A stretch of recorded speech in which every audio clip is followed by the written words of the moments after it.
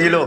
Singer যেদিন থেকে দুনিয়াতে আসলো, কিয়ামতের সকাল পর্যন্ত যদি সমগ্র সিঙ্গারকে এক করা হয়, দুনিয়ার যত ভাষার সিঙ্গার আছে আর যত আওয়াজ আছে, রব্বে কাবার কসম, যুবক, তোমাকে জান্নাতে দেওয়ার সময় যে গলার আওয়াজ দিবে, সমগ্র আওয়াজ তোমার আওয়াজের সামনে বিন্দু হবে না, বিন্দু।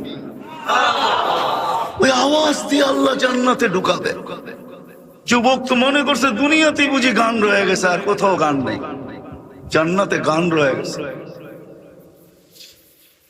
জান্নাতি বলবে, জান্নাতেও সিঙ্গার আছে, আল্লাহ বড় বড় সিঙ্গার বানায় রেখা দিছে ফেরেশতা।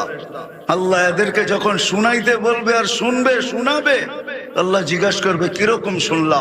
তো বলবো লা লাম তাসমাইল খালাইক, সৃষ্টি কোনোদিন এই আওয়াজ শুনে নাই।